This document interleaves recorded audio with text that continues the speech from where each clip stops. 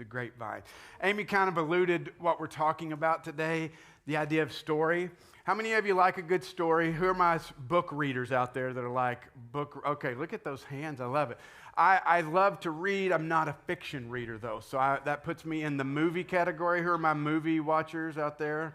Okay, I see those hands, too. You know, just talk back to me briefly. What's one of your favorite stories to hear, to read, to tell? What is it? What's one of your favorite stories? Go ahead, say it out loud. What is it? Oh, she's not going to say it. Anybody? The Mark of the Lion series by Francine Rivers. Okay, the Mark of the Lion series by Francine Rivers. There we go. Look at that, man. That was just on the tip of the tongue, ready to go, right? Love that story. What do you like about it? Sorry, I'm putting you on the spot here, aren't I? It helped me understand Jesus' love. Oh, okay. Awesome. How the song was, he breaks down all barriers, all mountains, doesn't matter where you came from. She said it helped her understand Jesus' love, kind of like the last song we sang, breaking down all the barriers to get to her. What a beautiful story, isn't it? Anybody else? A story that you just love? The Shack. The Shack. Why do you like The Shack? Gave me a new perspective on God. New perspective on God. Awesome. All right, one last call. Anybody else? Sully? The pilot over there likes the story of Sully. Can we guess why? It's a good story. You know, I love to tell the story. In fact, even this week, somebody in the Learning Center was asking me the question about how Carrie and I started dating, came together. I thought I would, those young kids back then, I thought I'd throw that up there. Yeah, you're welcome. I love to tell the story. I'm glad she's not in the room because she might throw something at me. But I love to tell the story of how we started dating and how we stopped dating because somebody was confused. I'm not going to say who, but it wasn't me. Somebody was confused, but even a few months later, we did start dating anyway after her confusion left. I love that story, not because of any other reason. It's just funny, but it's kind of that origin story, right? How did you get together? What brought you together? I love a story that can invoke an emotional response. Anybody remember the movie A Time to Kill? Matthew McConaughey, Sandra Bullock. The thing I remember about that movie is just how disgusted and angry and just, I had emotion at the end of that movie. I was feeling it in my gut. I love that. But do you know that many academics will tell you that there are only 7 basic narrative plots in storytelling? Do you know that? Only 7 frameworks that are recycled again and again, populated by different settings, different characters, different conflicts. In fact, there was a book written by a guy named Christopher Booker, who his title was called The 7 Basic Plots. You guys know what those are? You have any ideas? I'm going to put them on the screen just to help you. Okay? Take a look at this. Here are the 7 types of story. See if you can name a movie that goes with each one. Overcoming the Monster. Monsters, Inc. I love it. Could also be Harry Potter, Star Wars, The Quiet Place, Lord of the Rings, all those still fit. Rags to Riches, what's that one? Oh, there you go. Cinderella, the greatest, what'd you say? Pretty Woman. I don't know that we want Pretty Woman. Okay. People love that movie, and then out of that movie, I hope my daughter turns out just like that. No, you don't. That's a terrible example. The Greatest Showman's another example. Slumdog Millionaire would be another example of that one. The Quest. What is The Quest? What was that? Lord of the Rings. Yep. Indiana Jones, yes. Avengers is also in there if you're an Avengers lover. Voyage and Return. Viking. What was that? The Odyssey, yes, thank you. Sorry, my hearing is sometimes not there. Anything else? Titanic, yep. Castaway also fits in this one. Back to the Future is also Voyage and Return. What about Rebirth? Rebirth? You'll love this. Take the red pill, take the blue pill. Oh, Matrix? Yeah. Sure, yep. Groundhog Day also fits in that one, if you can believe that one. A Christmas Carol, Or even Frozen 2. Go figure. The Arrival. The Arrival, yep. Comedy ought to be pretty easy, right? Well, I mean, we could name a bunch of them from that one, right? But if it's in comedy. However, comedy much more in the Shakespearean type comedy than just ha-ha slapstick maybe. And then tragedy. What's tragedy? Romeo and Juliet. Oh, Romeo and Juliet, the classic one. Yeah, Titanic is also fits in that one as well. You know, as I was thinking through this list, I thought one movie that I love that fits most of these, Shrek, one of the greatest movies ever made. Can we all agree on that? Yes. And Shrek 2 and Shrek 3. Why do I put this up there? Because really, we don't even care that there are 7 basic storylines, do we? Because we will, I mean, let's just be fair. Star Wars, Harry Potter, same movie. One in space, one with wizards. We agree with that, right? But how many of you like both? How many of you just think, I'll watch it again, and I'll watch it again, whether they remake it and put it somewhere else, I'll watch it again. That's how we are. We don't mind that there's only really 7 basic plot lines. Just keep telling us that same story over and over again because we love a good story. We are compelled by a good story. We're moved by a good story. I read a quote once that said this: a good story can encourage you, it can make you laugh, it can bring you joy, it can make you think, it will tap into your hidden emotions, and it can make you cry. The power of a story can also bring about healing, give you peace, and change your life. Think that's true? Yeah. Absolutely. We're in the midst of this summer series called Songs of Summer, and we have been let in most weeks to experience people's deepest, darkest emotions, the heights of joy, the depths of despair, and we're going to continue to see some of that through the summer. And but we're hearing people talk about the struggle of being in the pit, the struggle of life's unfairness, life's injustice. And in the coming weeks, we're going to look at the struggle to overcome our desire for revenge, to want to knock somebody's teeth out, the desires of our hearts and our desires for a better world. But when we read these things, we think about these stories, what we want to be doing, what we want to see them as is true.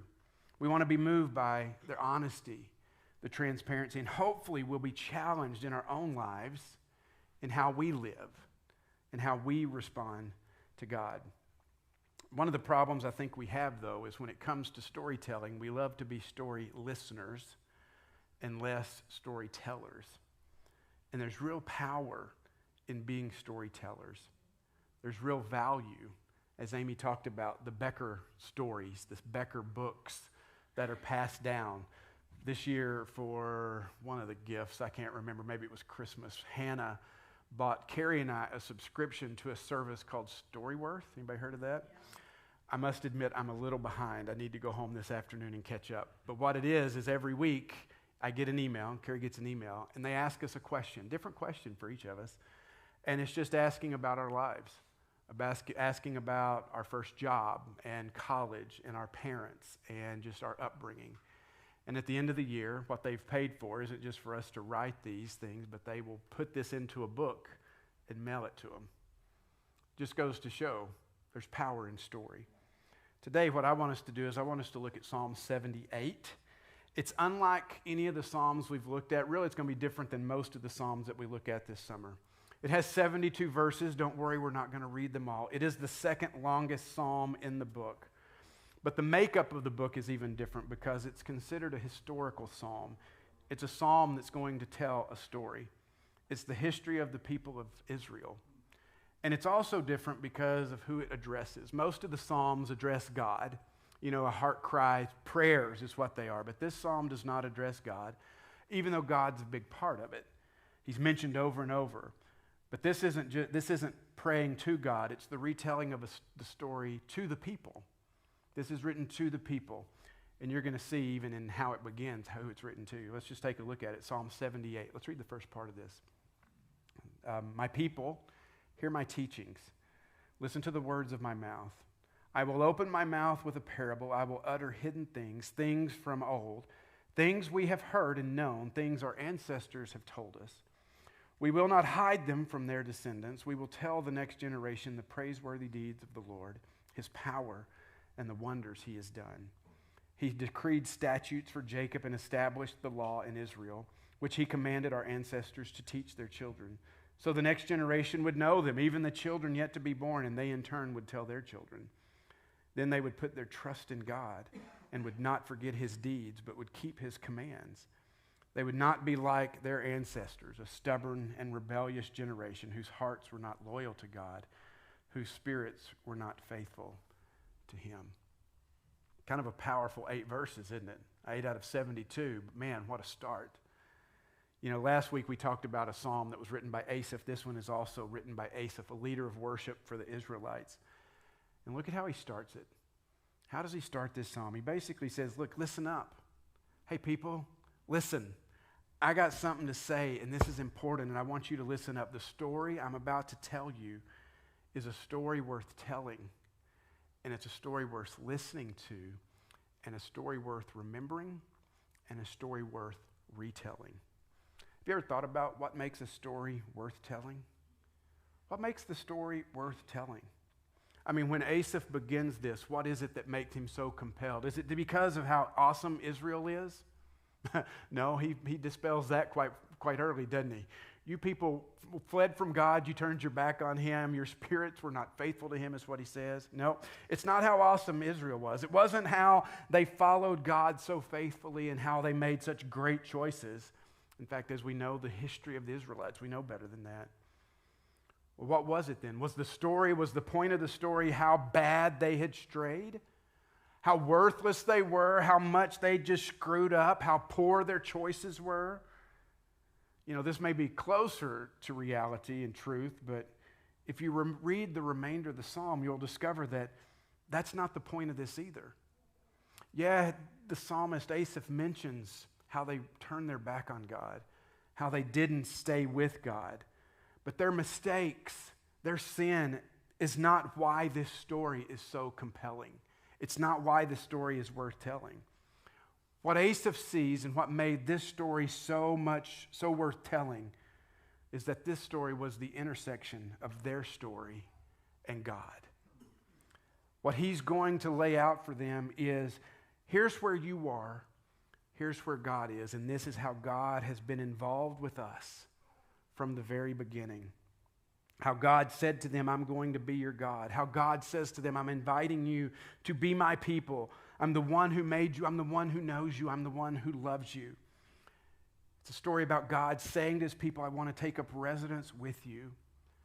It's the story of God saying to his people, I'm going to use you to reveal me to the world. And if you continue to read through this psalm, you would see that time and time again, what Asaph does is he talks about the character and the nature of God, what God had done for them. Yeah, he talks about how they messed up, but that's not the main theme. That's not the main point.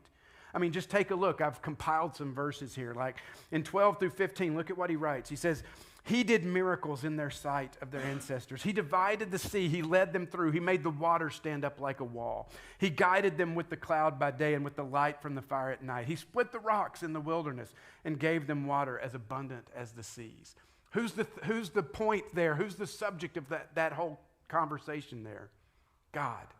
And what God has done. He keeps going. Verse 24, he says, he rained down manna for the people to eat. He gave them the grain of heaven. Human beings ate the bread of angels. He sent them all the food they could eat. He rained meat down on them like dust, birds like sand on the seashore. They ate till they were gorged. He had given them what they craved. Again, who's the subject of what's taking place here? God. God's action towards his people. He continues, verse 42. He said, they did not remember his power, the day he redeemed them from their oppressor. And then he goes on and he lists the 10 plagues of what God did to bring them out of Egypt. And he continues, he said, but he brought his people out like a flock. He led them like sheep through the wilderness. He guided them safely so they were unafraid. But the sea engulfed their enemies. He drove out the nations before them and allotted their lands to them as an inheritance. He settled the tribes of Israel in their homes. Again, who is the subject of this story? God. Whose action is being recounted? God. God's amazing work. And wow, God did so much for the people. And what Asaph does is he reminds them that their story is a story of slavery, But it didn't end there. It's a story of slavery, but also a story of deliverance. It's not just a story of their disobedience, but even greater than that, it's a story of God's grace. It is a story of their rebellion, but even beyond that, it's a story of their redemption. What a story. You see how easy it could be to focus on the left side of that slide? To focus on the negative. Well, our slavery, our disobedience, our rebellion.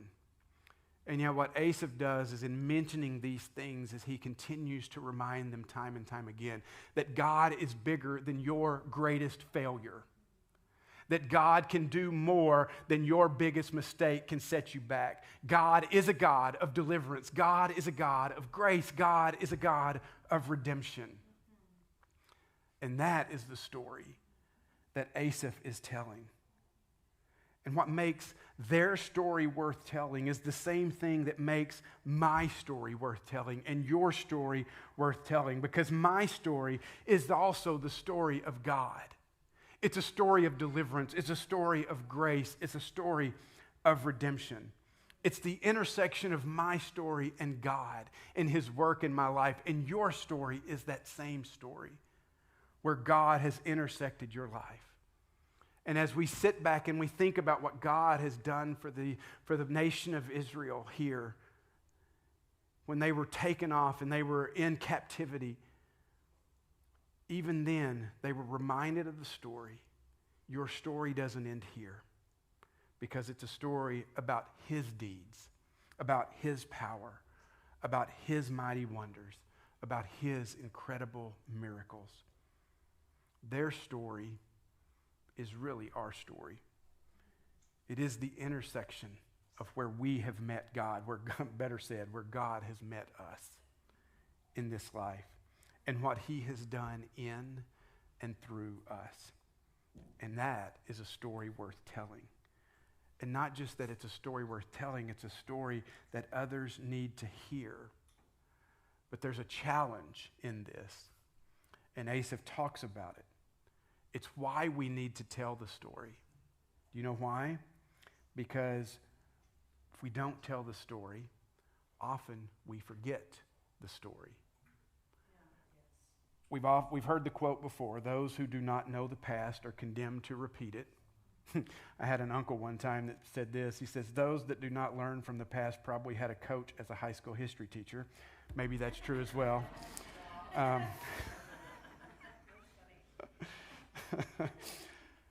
Why is Asaph retelling the story? Why? Because he knew something important about people. We forget. Anybody put yourself in that category? God help me. I have no memory at all. My wife can convince me of anything because I know my memory is Swiss cheese. We know how soon our memories can fade. As I said, I have a horrible memory. I struggle to remember names. I struggle to remember events. I'm just hoping I didn't preach this sermon last week, but I think I didn't. But when it comes to remembering God's story in our lives, we also forget that, don't we? We have such short attention spans and short memories that it's so easy for us to forget how God has brought us through, how God has saved us, how God has done the amazing things. Because most of the time as humans, our memory is only as long as our latest tragedy, right? I mean, that's what we focus on, what we're going through. When it comes to remembering God's story in our lives, we forget that. We get busy. We encounter hardship. We fall into temptation. Sometimes we just move on. And sometimes we can even say, you know what, I'm done with that. Whatever the reason, whatever might be behind us forgetting, Asaph knew it. Israel lived it. And our memories can be short when it comes to the activity of God in our lives. And we need to remember. It's important for us to remember the story of God's work in our lives. It's important for us to think on these things, how God saved us, how God brought us through difficulty, how God has blessed us. One quote I read this week from Old Testament scholar named Derek Kidner, he said this, if redemption is forgotten, faith and love will not last long. And I think, man, how true is that? You see, it's when we remember the story that we are motivated. It deepens our faith. It encourages us to keep moving forward, and it encourages the next generation. And it even encourages us to go into the world with love and with hope. We remember the story because we need reminding of just how incredible God is and just how good he has been to us. We remember just how much God has done to bring salvation to us. And that when he saved us, he didn't just let us go. That he continues ongoing, everyday involvement in our lives. Asaph takes the time to retell the story, even their history of rebellion and their history of disobedience. He does so. He's saying, hey, we need to remember that so that they can say, you know what? We don't have to go down that same path. Our lives can be different. That they could head in a new direction, a direction that kept them on the path with God. We know from the rest of the Old Testament, though, that Israel didn't necessarily follow that advice. They continued to forget, to their detriment, unfortunately. We need to remember. That's where it starts. How do you remember, though? Do you know what helps you remember? You tell it. You begin to share it with somebody else. I have discovered that in my life when I'm reading a book, even a book that I really love, that if I just read it and put it on the shelf, I'll remember maybe 10% of that book. But God bless Amy, because most of the time if I'm reading a book I really like, I tell her the book so she doesn't have to read it. And you know what that does? That locks it into my mind. And that's the same with our story. It's interesting as we read verse 4. Asaph says this. He says, we will not hide these truths from our children. That's an interesting word choice, isn't it? We will not hide these truths from our children. But isn't that essentially what we do when we refuse to tell the story, to pass it on? We hide God. We conceal what God has done. It may not be on purpose. Sometimes it can be very unintentional. But sometimes it can be motivated by fear of rejection, fear of ridicule. What will people think if I start talking to them about God's activity in my life? I mean, we see lots of examples of Christians in the world around us. How many times do we look at them and say, I want to be associated with them? Not often, right? Does that keep us a little more quiet, hiding that story maybe a little more than we should? Or maybe we hide it, as I said, unintentionally. We stop seeing things in our lives as God's work. We begin to think, oh, that's coincidence. Well, maybe. We begin to find ways to reason God away. We say things like, we stop looking for that moment of God in our lives. We stop taking the time to realize just how much God has been moving and how much God continues to intersect our lives.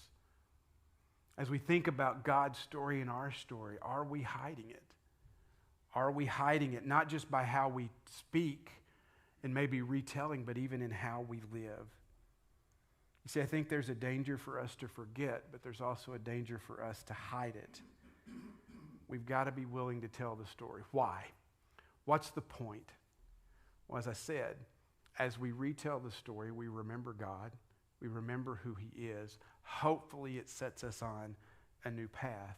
But Asaph tells us something very critical about the importance of remembering our story with God. Look at verse 7 again on the screen. He says, so each generation should set its what? Hope anew on God. We begin to tell the story. We tell God's story so that we might have hope renewed and others might experience similar hope. I look around right now and I see a very hopeless generation. May not be entirely fair. Does anybody else see that? I see fear and I see hopelessness. Whether it's the wars in Ukraine and Israel, whether it's the current political divide in our country, there just seems to be a settling of hopelessness among our culture. We shouldn't land there. We as the people of God, the followers of Jesus, we have a different story. Our story is never written by what just happens in front of us because we believe in something greater. We believe in Jesus Christ, the King of Kings and the Lord of Lords, who came on this earth to establish something different, what he called the kingdom of God. And he invites us to step out of this earthly kingdom and into his kingdom and not live as the hopeless people of this world, but to remember the story. That no matter how dark the night might seem, Jesus is the light, and the darkness cannot overcome him. That Jesus has come and he lives within each of us, and we are sealed by the Holy Spirit of God. And no matter where there might be darkness, we are called to be his light, to break through the hopelessness that might exist. Why is Asaph telling us to tell the story? Because we live in a time of hopelessness when hope needs to be renewed. And what can help renew that hope is continuing to tell the story again and again. And you know where it begins? Right here. It begins by us finding one another and saying, let me tell you this story. Let me tell you the story of my friends Steve and Sally, who weren't even looking to sell their house, but God brought them a buyer at top dollar, and then when they were trying to figure out where to live, they'd hardly even looked at anything, and another realtor said, you need to just go look at this thing that's not even on the market, something that was below market value, and that's where they're living today. That's the story of our God. That's the story of our God. It's a story of hope. It's a story of God breaking through, doing things that we can't imagine. It's the story of our friend Michelle, who had been given no hope at all, who now through the wondrous, miraculous technology at Mayo and the hand of God has been given a good report. And they're going to keep moving and keep going. That's the story of God. That's the story that we have to keep telling. And we can't be sucked into the hopelessness of this world because Jesus is not hopeless and has never been hopeless. He invites us into his reality. Are you living in the reality here that's a reality that's dark and hopeless? Why are you there? What Asaph is trying to tell us is tell the story. Repeat the story. You know why? You need to hear it. I need to hear it. And it begins here. And then it doesn't end here. You know what you need to do, parents? You go home and you tell the story to your children. And you tell the story to your grandchildren. And you say, let me tell you about the amazing wonders that my God has done. Does it make sense? Oh, God, no. Is it rational? Absolutely not. Is it real? You better believe it. We are asked to step out of what we can see into a world we can't see. You know what that's called? Faith. And we tell the story to renew our faith, to be reminded of who we walk with, and to find hope renewed. I have no idea where I am in my notes. It's a good sign. We want to set our hope anew on God, don't we? You know what the greatest thing about this story is?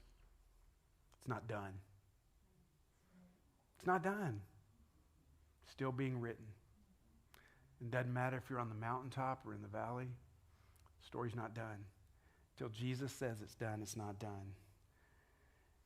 And that's what should encourage us, no matter where we sit, no matter what we're going through. The story's not done.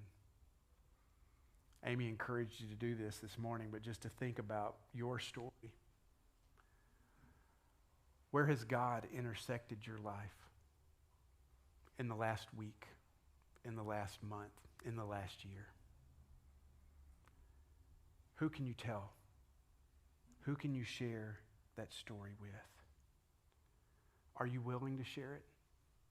Are you willing to tell someone just how incredible God is? Yeah. Maybe you sit here, maybe you think, I can't remember. And I'm not telling you this to make you feel bad or beat up on you. That's okay. Have you forgotten? Some of us do. Has your passion for God grown cold? Has the busyness of life and the pursuit of other things begun to replace that love and that hope? Go back. Go back to the last thing you can remember and start there and tell that. And then surround yourselves with others that will also begin to tell you their story. God's story is an amazing story of love to us and how he continues to pursue and intersect our lives. What I hope is that we're the people who are storytellers. We're the people who are just known for repeating and telling this story over and over again so that we can see hope renewed around us. As we close today, we're going to enter the story with the observance of communion, the Lord's Supper, a time where we remember the great and incredible sacrifice of Jesus Christ on the cross, his broken body and his shed blood. Read recently, in the ancient world, remembrance was not just a recollection of past events. What it is, it's a recalling of a past event so that the power of that event may enter the present. And isn't that what we want here with communion? You see, this is part of our story, a remembering of how God saved his people from slavery in the past, of how Jesus saved us from sin and brought freedom to us. And so this morning we're going to close with communion. We've got 2 tables in the back and 2 in the front. I'm just going to encourage you. Tim's going to go ahead and play. Take off to one of the tables, grab the elements, and then just go have a seat.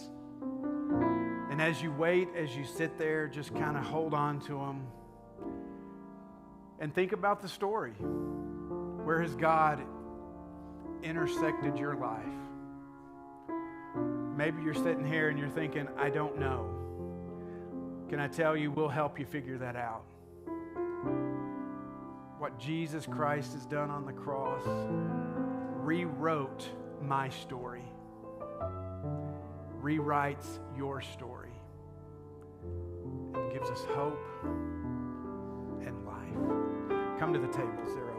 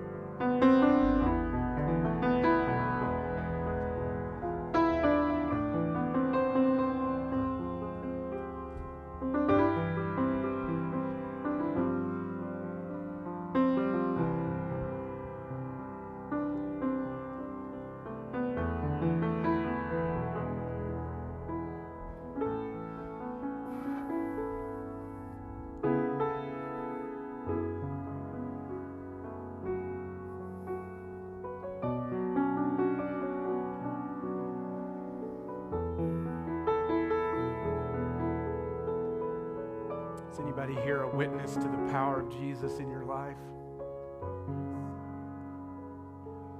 Is anybody here a witness to the fact that even when you've gone through the valley of the shadow of death, God has been with you?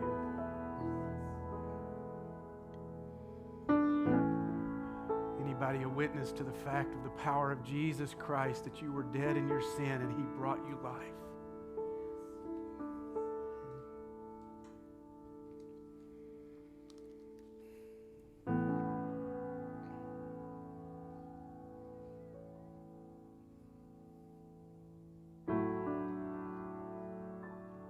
Jesus said, this is my body broken for you. When you eat it, do it in remembrance of me. Before you eat it, say with me, thank you, Jesus, for your broken body. Thank you, Jesus, for your broken body.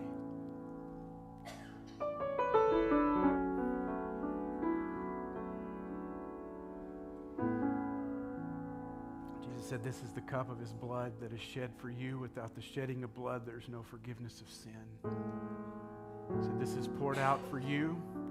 He said he wouldn't drink it again until he drinks it new with you in the kingdom that is to come.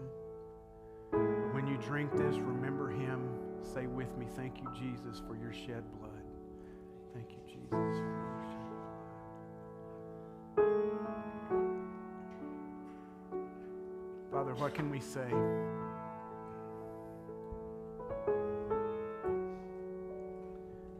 There's no rational reason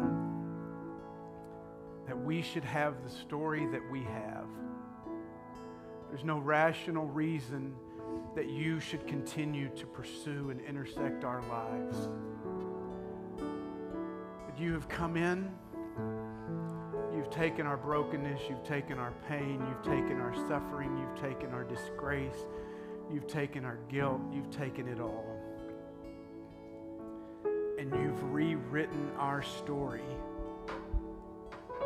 You've changed the ending. On a story of tragedy, you've made into a story of life, redemption, of hope. So God, we just say thank you for who you are, for what you've done, for how you've rewritten our story. Let's stand together as we sing this closing song.